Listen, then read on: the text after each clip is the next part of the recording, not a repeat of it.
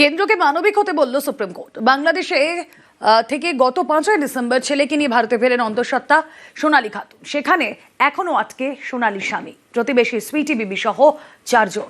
তাদের দেশে ফেরানো নিয়ে সুপ্রিম কোর্টে শুনানি, আর সেখানেই কেন্দ্রকে মানবিক হতে বলে শীর্ষ আদালত।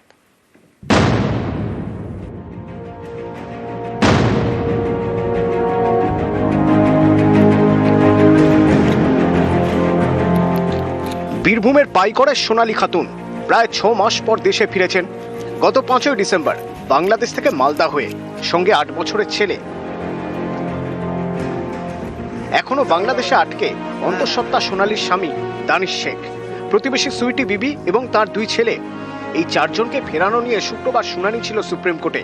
এই শুনানিতেই কেন্দ্রকে মানবিক হতে বলেন প্রধান বিচারপতি সূর্যকান্ত, বিচারপতি জয়মাল্য বাগচি এবং বিচারপতি এম পাঞ্চলির বেঞ্চ। সোনালী খাতুনকে দেশে ফেরানো নিয়ে এর আগেও কেন্দ্রকে মানবিক হতে বলেছিল শীর্ষ আদালত। এদিন শুনানির শুরুতেই প্রধান বিচারপতি সূর্যকান্ত জানতে চান, সোনালী খাতুন এবং তার ছেলেকে কি ফিরিয়ে আনা হয়েছে? তাদের কি আর্থিক সাহায্য করা হচ্ছে?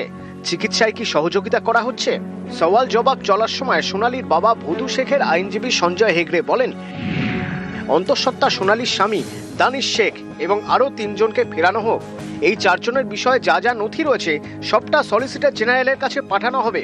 এরপরেই আদালত বলে নথি জমা দিন। নথি আসার পর নির্দিষ্ট সময়ের মধ্যে কেস টু কেস ভিত্তিতে খতিয়ে দেখা হবে। শীর্ষ আদালত জানিয়ে দেয়, এই মামলার পরবর্তী শুনানি 6ই জানুয়ারি। এরপরেই সলিসিটর জেনারেলকে সুপ্রিম কোর্ট বলে, মানবিকতার খাতিরে এর মধ্যে কাউকে ফিরিয়ে আনা সম্ভব হলে সেটা দেখবেন। আদালতের এই মন্তব্যে বার্তাটা স্পষ্ট, কেন্দ্রকে মানবিক হতে বলছে সুপ্রিম কোর্ট। এখানেই অনেকের প্রশ্ন, আগেই কেন মানবিক হয়নি কেন্দ্রীয় সরকার? আমাদের কোর্টের ওপরে পুরো আস্থা আছে। সুইটি বিবি এবং আরো 3 জন, এবং তার মধ্যে 2 জন মাইনর আছে, সুইটি বিবির ছেলে এবং সোনালী খাতুনের হাজবেন্ড আছে। আশা করছি 6 তারিখের রায়ে আমরা ভালোই পাবো, আর তার আগেও আসতে পারে। বাংলায় কথা বলার জন্য বাংলাভাষী মানুষদের প্রতি বিদ্বেষের কারণে এরা বাংলাভাষী মানুষকে নানা রকম যে অত্যাচার করছে, তার একটা নমুনা হলো এটা। বাংলাদেশ থেকে ফিরেছেন সোনালী এবং তার ছেলে। বাকি 4 জন কবে ফিরবেন এ নিয়ে বীরভূমের পাইকড়ে পরিজনদের মধ্যে উদ্বেগ। ওর পাশে তো লোক স্বামীর দরকার, স্বামী না হলে তো আমার তো ক্ষমতাও নেই দেখভাল করার। তো স্বামীটাকে কেন ছাড়লো না? স্বামীকেও ছাড়ুক, আমার এইটাও অনুরোধ। আর কিছু বলার অসুবিধা হচ্ছে, বহুত অসুবিধা। তার 2টা বাচ্চা নিয়ে দরকার, কে সামাল দেবে এগুলাকে? আমাদের মন খারাপ, আমার ছেলে কাঁদছে। চলে আসে সুইটি বিবি ছেলে, সোনালীরা চলে এসছে। আমার ছেলে কেন আসবে?